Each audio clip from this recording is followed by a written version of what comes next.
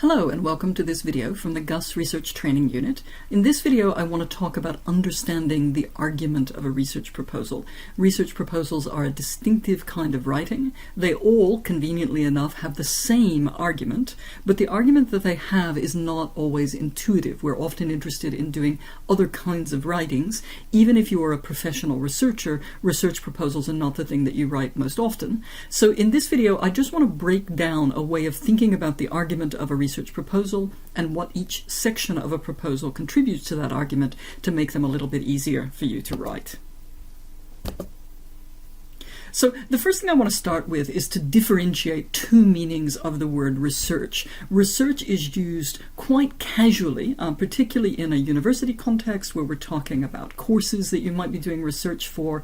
And research in this casual sense means looking things up. It means that someone out there knows the answer to your question and you need to find that someone or that someone's and you need to look up what they've said. So research in this sense usually means going to the library or to the internet, or maybe it means going to an expert figure and asking them your question or reading them with your question in mind. And then when you write something about research in this sense, you know the answer and you're writing to demonstrate how you got that knowledge. So the knowledge is out there, but research in this sense is about looking it up. This is the meaning of research that you will have used in a lot of your coursework assignments when you were a bachelor's student or maybe a master's by coursework student. It is the meaning that you'll often use as a professional in practice. If you need to look something up because you need to refresh your professional skills or extend your professional skills, you're not trying to find out anything new. You're going to go do some research in order to find out what other people know about a question. Research in this sense is also a necessary but not sufficient step for research in another sense, original research, that we're going to talk about in a minute. So in this sort of intuitive colloquial sense of the term research, we have in mind that there is a source of expertise out there in the world. You are not the one who has that expertise, but somebody does, and you're going to look up the answer to a question, or you're going to look up material that you can apply to your question. And that material might be in materials that were assigned for a course, it might be reference texts, it might be published research, it might be someone that you can talk to in person. You will learn something new from research in this sense, but what you're learning is already known. So you're not extending the boundaries of human knowledge in research in this sense. For a research proposal, however, we're normally interested in a different kind of meaning of the word research. It's a little bit of a term of art in this sense, and this is research in the sense of uncovering original knowledge, research in the sense of an activity that is oriented to discovery. And this is a sense of research that you'll only use in specific sorts of circumstances. So if you are in a coursework program and you have some kind of a capstone or a thesis that is the culmination of that program, if you are in a professional task and you've tried research in the first sense and no one's got the answer to your question, you might need to do research in this second sense where you are actually going to have to go out yourself and work out what the solution to your problem is. And academic and professional scholarship, academic and professional research is quintessentially this kind of research. Once you are doing research professionally, once you're working on a doctorate, once you're working on a research MA, definitionally you're trying to extend the boundaries of human knowledge. And you generally extend the boundaries of human knowledge either because you create some new kind of data, you go and make new observations, or you do new interviews, or you run an experiment, but you do something that hasn't been done before. Or maybe the data already exists and it doesn't need to be created, but you've got a new way to analyze that data and that no one has used before. And that new analysis is going to generate something that we didn't already know. So in this kind of research, not only are you going to learn something from the process of conducting the research, but everyone will learn something. What you are learning is something no one currently knows. So this is research in the sense of trying to extend the boundaries of human knowledge. Research in this sense is often described as original research because it discovers something new that you can't just look up. It is also often discussed in terms of whether it is significant or not. Presumably there's stuff that we might want to know as individuals, or we might have a hobby and something's of intense interest to us, and we might investigate it. But it's not research in this sort of public sense where we're going to share the results with a broader community. Research is significant because it changes something about how we think or how we act that is recognized to be of general importance. Okay? And both those concepts of originality or significance are going to return as you think about research design work. So the basics of a research proposal is you're going to organize a proposal around a research question. And that research question is going to clearly state what you want to learn and why learning this thing would be significant, why it changes something about how we think or how we act. The research proposal is also going to set out a concrete plan for how you're going to answer that question.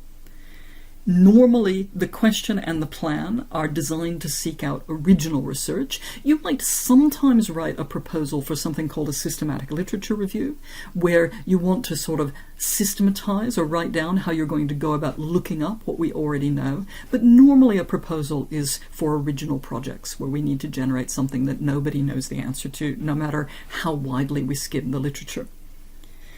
A research proposal is normally addressed to a gatekeeper.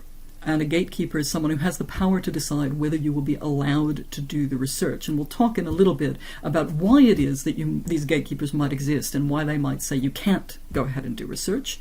But gatekeepers are people like your manager, if you're in a professional organization, ethics committees, if you're doing the kind of research that needs ethics oversight. We'll talk about that in a bit. Funding bodies. So maybe the research is something that you need some resources or some funding to do, and you need to then explain what you're going to do and why to a funding body. And of course, quintessentially academic supervisors. So these are the sorts of people that are the audience for a research proposal.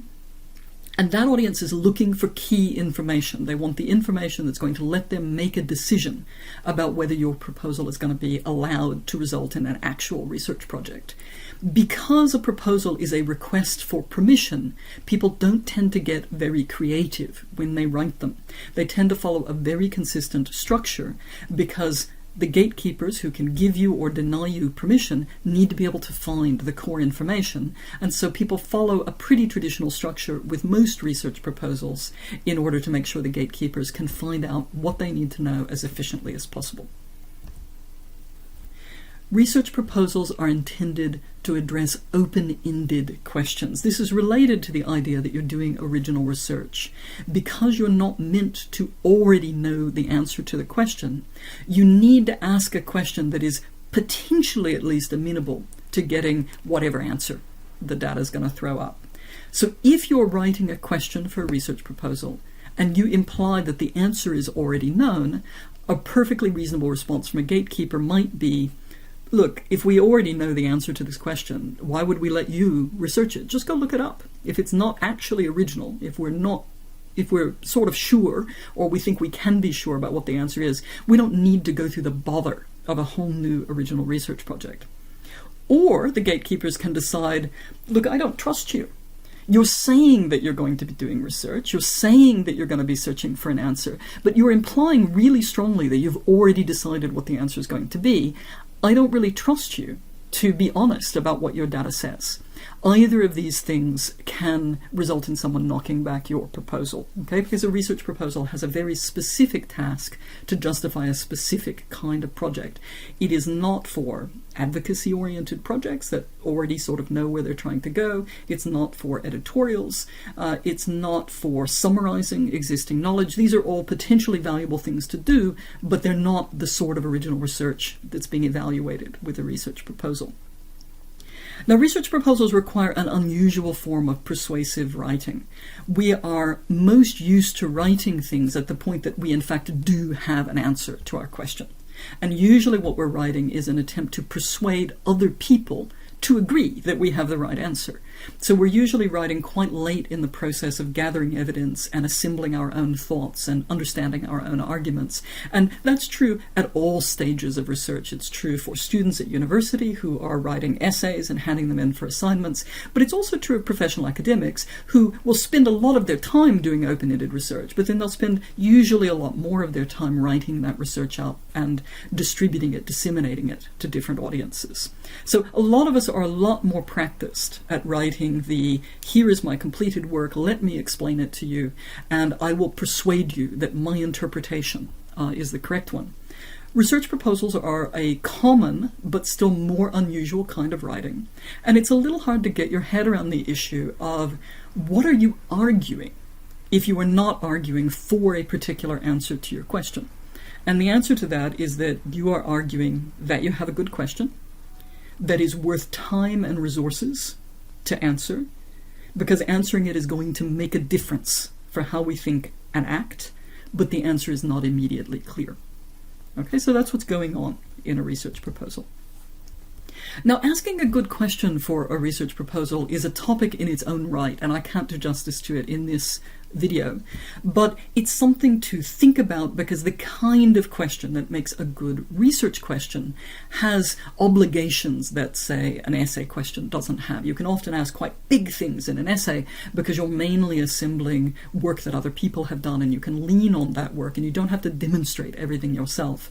But in original research, you often do have to demonstrate quite a lot yourself, and that limits, in fact, how much you can demonstrate in any one piece, and the size and the scope and the scale of the question that you can ask. And asking the right scale and scope of question is very, very difficult. It's something that most of you will have to work with other people on when you're first getting the hang of it. So the question that drives a research proposal needs to relate really, really directly to what you can observe. Now, sometimes those observations are immediate, sometimes they're things that you can see or hear or taste or touch, but more commonly the observations are somewhat indirect, and so you actually have to make a case somewhere in the proposal for why the thing that you can directly observe is a good indicator of the more indirect thing that you're actually interested in. But again, I won't go into that in detail here. What you can directly observe is usually something quite refined, quite specific, and you may find that you spend a lot of your time in the research design stage working out that specificity and refining this dimension of your question. It's not unusual for this to take a good investment of time.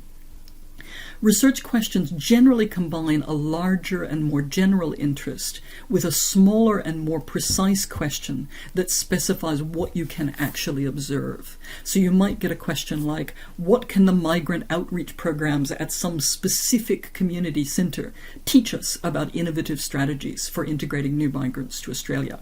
Or you might get something like, what factors are most influential in reducing turnover of social work staff at public hospitals in Victoria? Or do new urbanist developments succeed in achieving better public health outcomes than transit-oriented development? So all kinds of questions like this, but what the questions have in common is that they already sort of suggest why the research is significant. So the first question on migrant outreach programs suggests that answering this question might change something about how we approach integrating new migrants to Australia. The second question suggests that maybe social work staff turnover at public hospitals in Victoria is a problem. Maybe it's high, and we want to understand why, and the significance of this research might be to reduce turnover, or at least to understand why it's high. Do new urbanist development succeed in achieving better public health outcomes? So that suggests that you're interested in public health and you want to try to measure whether a particular intervention is having the impact that you expect it to. So the significance is already defined in the question. But the other thing that's defined in the question is the beginnings of what the research design is probably going to entail. So what can migrant outreach programs at the community center teach us implies that you're going to be looking at those particular centers, that you're going to be looking for a variable called innovative strategies, that you're interested in the impact of innovative strategies on another variable, which is integrating new migrants to Australia. And that already tells me from the moment that I read the question that I need to be looking for, well, how do you define innovative strategies? How do you define integrating new migrants? How are you going to make your observations? So your basic research question is already beginning to imply something about what the research involves. And then readers of a research proposal will be looking, as they read through the proposal, to see if in fact you are following through on what they would expect when they look at your question. Now again, when you're first starting out, asking a good question is actually quite hard. We tend to overestimate how much data we can collect, how much analysis we can do, how much information is available for us to make our conclusions on. So working with someone who is experienced, your supervisor, course coordinator, capstone coordinator, will help you sort of borrow someone else's experience so that you're getting the right scope and scale. Okay, so let's talk a little bit more detail about the argument of a research proposal. All research proposals make exactly the same persuasive argument, and that argument is, you should allow me to do this research. Okay, so that is their basic case. That is what you are trying to prove to your reader. And this argument is usually broken down into components and supported by sort of subordinate arguments. And those subordinate arguments are, you need to show that you have a good question, that answering that question will change how we think or act, that no one else has answered this question before, and that you know a good way to answer it. Okay? All of those arguments build up to making the case that you should be allowed to do the research.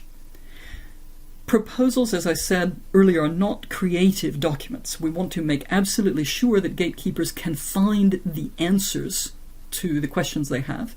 Their questions are, have you answered all these subcomponent arguments? So generally speaking, a proposal is divided into sections where the sections roughly correspond to those sub-arguments. So there's usually an introduction where you're showing that you have a good question and that answering it is likely to be significant, that it's likely to change how we think or how we act. You've got a literature review that shows that you have read widely enough and strategically enough to know that no one has answered your question before. And you have a method section that shows how you intend to answer the question and makes the case that this is the right approach for trying to answer the question. Okay? So each of those sections makes a really direct contribution to the argument of the proposal. Proposals should be a very focused form of writing. They should not include anything that the reader does not need to know, but they have to include everything that the reader does. In some sense, that's true of other forms of writing, but because research proposals are asking for permission, and you can irritate gatekeepers if you're wandering on or if you're not answering their questions, it's particularly important with a research proposal that you zero in on exactly what's needed, when it's needed, and that you provide it in sufficient detail.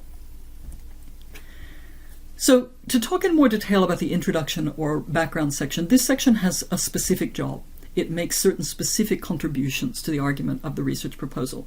It needs to clearly state your research question. There should not be any ambiguity at any point in a research proposal about what your question is. It takes a long time to refine questions for most people, so it is something that will probably take a lot of revision, but by the time you're submitting your proposal, the question needs to be crystal clear.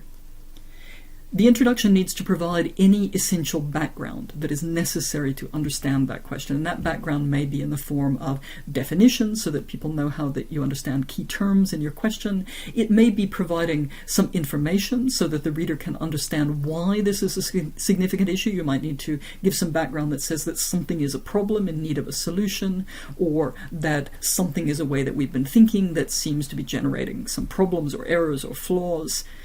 It needs to at least give a preliminary sense of why the research is significant. And again, significant in this sense is a term of art. It's not significant in an everyday colloquial sense. It means that the research, in however modest a way, can be shown to change how we think or how we act. If we answer your question, something in the world will change.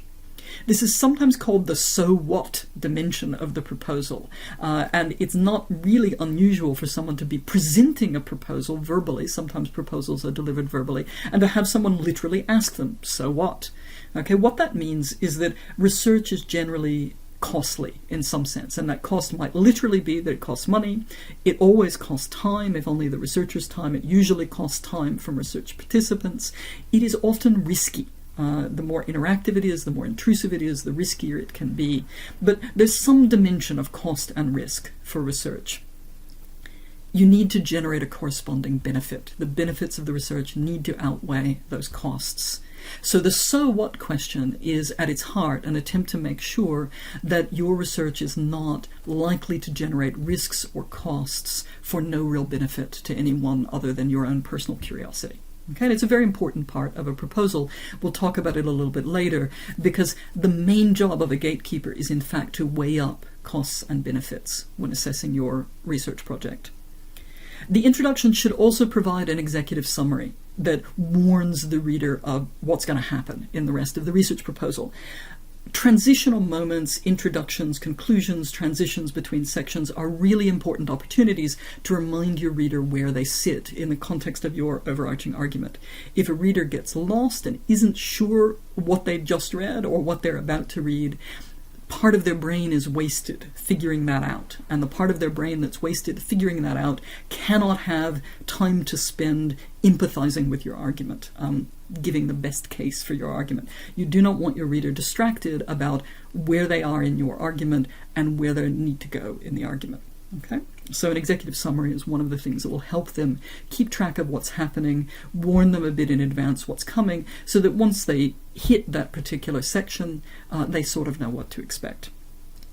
In some formats of proposals, the introduction background section is also where you put your literature review. Proposals are often submitted on forms given to you by gatekeepers, and those forms will have their own headings, and the headings may use different words than I'm using here. But I'm going to talk about the literature review in its own slide, because the literature review actually has a different argumentative burden from what I'm calling introduction and background, and I think it's worth addressing separately. Okay, so literature reviews are something that you've probably done in other contexts. They are common things that you need to do to justify elements of professional practice. They're common things that you need to do for coursework. A lit review section in a research proposal will be similar to past literature reviews that you've done, but it has some specific jobs that may not be the case in other forms of writing. So what the literature review section is designed to do is to make the case that the research is original. Okay? You're surveying what other people have written on things related to your question. And you're not surveying them in order to list every single individual work that you've ever read. If you do that, you'll probably alienate the people who are reading your proposal, and they'll actually probably come to the conclusion that you've not done a sufficient job thinking about the literature. The idea is that you survey the literature that is most relevant to your research, and you're surveying it to figure out, what do we already know?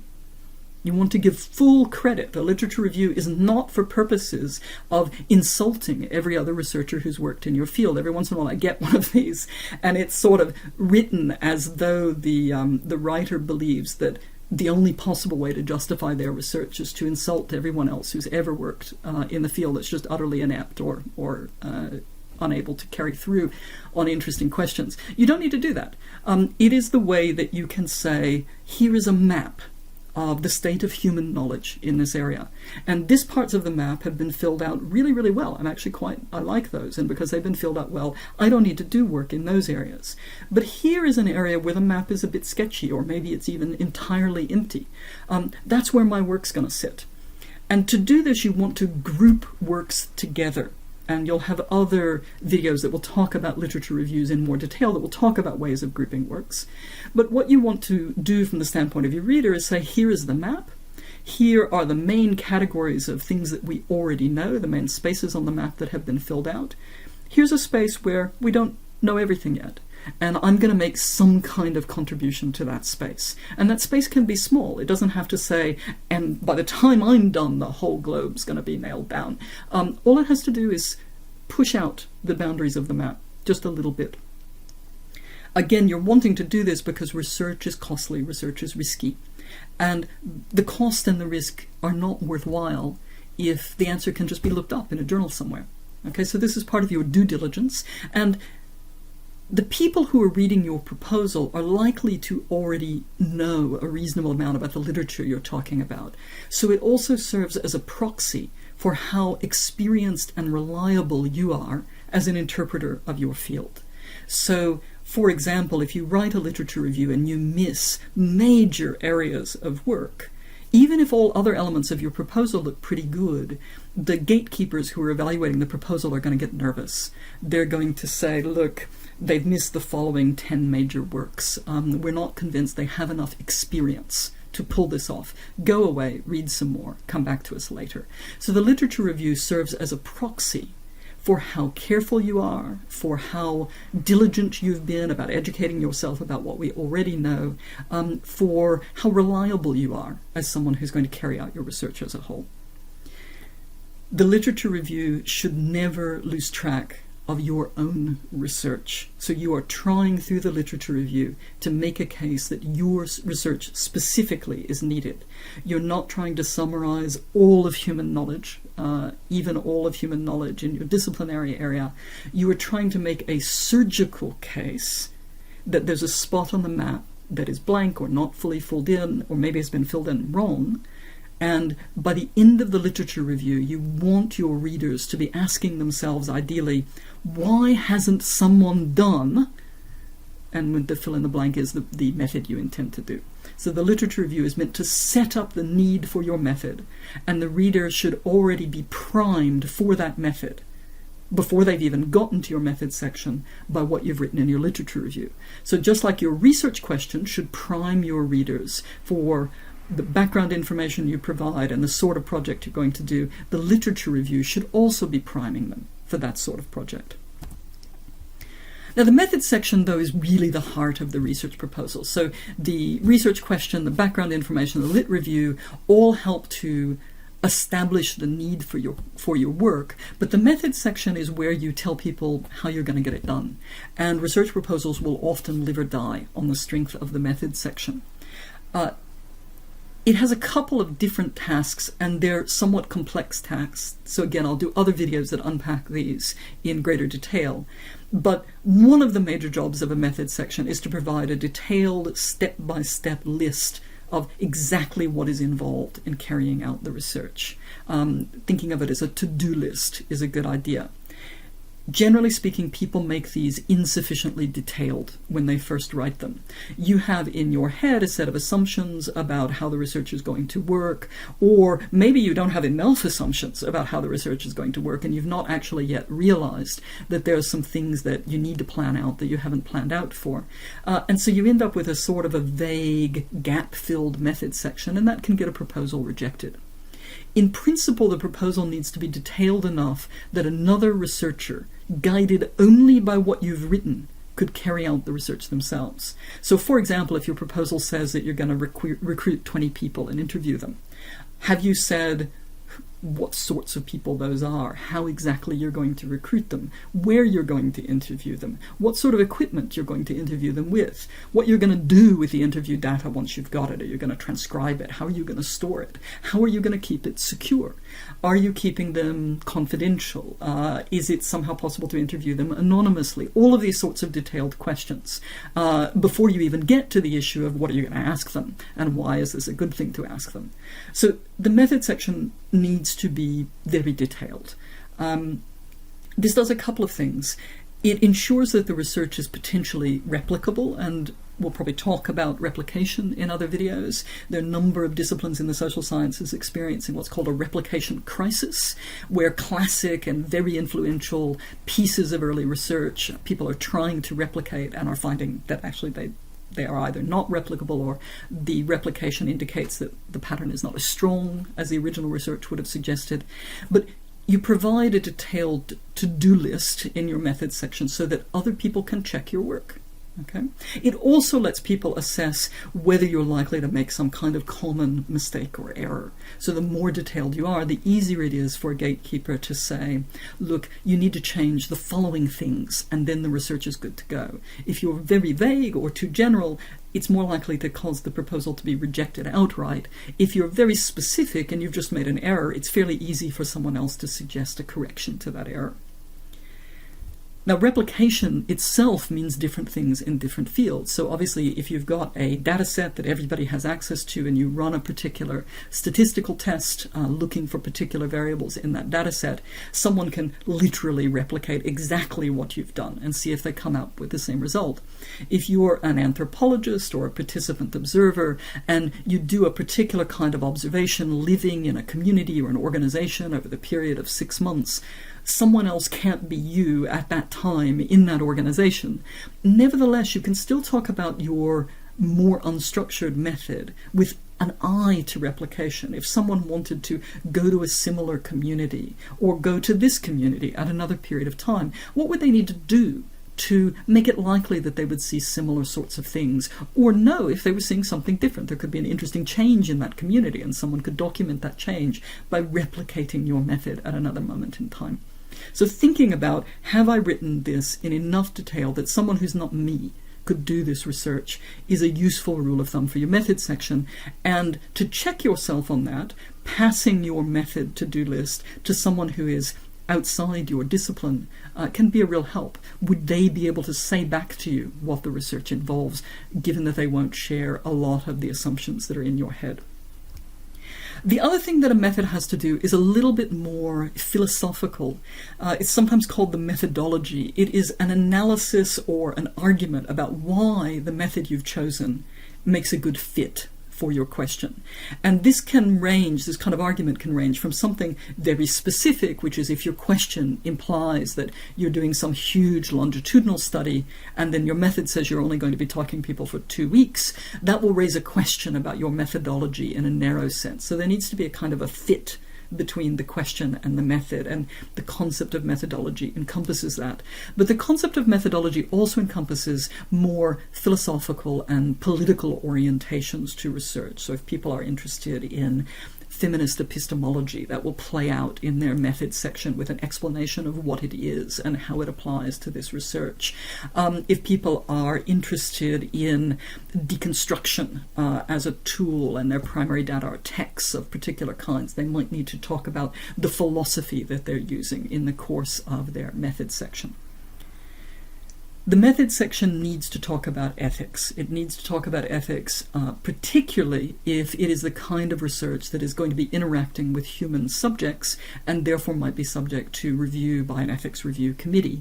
But ethics is a dimension of all research, and so it needs to be in there in some sense, and again, there'll be other videos to talk about ethics.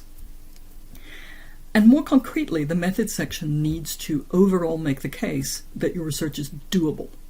That whatever the constraints are, that are time, budget, resources, skill, that you know what those constraints are, and you've demonstrated that you can pull it off. It might be that you attach a budget or a timeline. It might be that you talk about skills. Maybe you need a particular kind of statistical experience. Maybe you need a specific kind of software. Maybe you need to know a particular language. Whatever those things are, they should be itemized and addressed in some way in the method section so that it is clear that you're not going to get halfway through the research and unable to complete it because some key resource is missing. Okay, so the method section has a lot that it has to do, and it will probably take you several stages of work to get it specific enough. Across the proposal as a whole, you need to constantly keep your eyes on the prize. There can be a tendency to wander in any kind of writing, but in a proposal it's particularly deadly. Often there's a strict word limit. You want to make sure that you put in the most important content given what that word limit is, and the people who are assessing proposals always have high pressures on their time and attention, and you don't want to have something about just the writing of your proposal get in the way. So each section of the proposal, you need to be very clear and direct about what it is contributing to the argument as a whole. Your readers should never be left wondering why they are reading something. They should never be wondering how it's all going to fit together or whether it's all going to fit together. The more confused a reader gets, or the more puzzled, the less attention they will have spare to spend following the important dimensions of your argument. So make use of your transitions at the beginning and end of sections to remind the reader of the overarching argument, where they are in that argument, what the main point is of the section you've just written. Often people will end a section and they just sort of end it and go off to the next one. But that can actually be very hard for a reader. They may need to be told what is the take-home point from what they've just read, and then give them a little bit of warning about what's coming next. When you're writing, and this is good advice for any kind of writing, but again, proposals often need to be particularly efficient, ask yourself, am I telling the reader everything they need to know? Am I making them read something they don't need to know? Have I made it clear to the reader why they need to know this? Okay, constantly ask yourself this, and it will help you prune content from a proposal again, because you've often got word limits that you have to pay attention to. And to say again, the argument of every single research proposal is always, you should allow me to do this research. So that's what it's all driving toward, eyes on the prize on that argument. Now, when a gatekeeper gets your proposal and they sit down and they assess it, they will have in their mind that research is costly. The worst cost for research is that it can cause actual harm. It can harm the people who participate in the research, and it can harm the researcher. And although I haven't listed it here, in the back of a lot of gatekeepers' minds is that it can harm the organization you work for. So no one is going to want to authorize research that is going to do harm. Sometimes harm happens anyway, even with the best research designs, but they are definitely not going to let a design through if they're doing their job that predictably is going to lead to harm. They're going to be thinking about the time. So every moment of time that you spend doing this research, you can't spend doing something potentially more valuable. So they might be asking themselves, if you work for an organization, is it worth letting this staff member do this rather than that? If you are doing a thesis at a university, is this worth the time investment? Does it look so risky that it might blow up and you might have to start over and then not have time to finish within the timelines of the degree? And there's always some expense involved, even if it is just your own expense. But for certain kinds of projects, there's substantial investment from organizations in them as well, and people want their money to be well spent. The point of a research proposal is to enable gatekeepers to eliminate unnecessary costs, minimize costs that absolutely have to be there, and then weigh the benefits of the research against the costs to decide whether the research should go forward. Now, in certain contexts, gatekeepers will come back to you and say, look, this looks pretty good, but I want you to change the following things. In other contexts, gatekeepers are not going to help you that way, and they'll just say, no, don't like it for the following reasons, and maybe you can resubmit or maybe you can't. But their job is to make sure that the benefit cost calculation for research holds up. So a convincing proposal is going to need to demonstrate to the gatekeepers that the research is original, that it can't be done just by something cheaper and less risky, like going and reading a bunch of academic journals, that it is significant, that it's not just a personal curiosity that you're trying to satisfy, but that the gatekeepers can really see how this will change how we think or act in a way that they find meaningful, that the design reflects best practice. So it doesn't have any really obvious errors, and possibly doesn't have any subtle errors that the gatekeepers can catch, because if you're making errors that you should already know not to make, it doesn't bode well for the rest of the design, and that it has a benefit, that is going to outweigh its risks. So that's what they're going to be thinking about, and that's what you should be thinking about in crafting your argument. Now, there is a tendency to complain about gatekeepers, and some gatekeepers, in particular institutional review boards, which are a kind of ethics committee, can make life very difficult for researchers in many, many ways. So there can be a kind of a hobby of complaining about how onerous it is to write proposals and to nail everything down and make things convincing.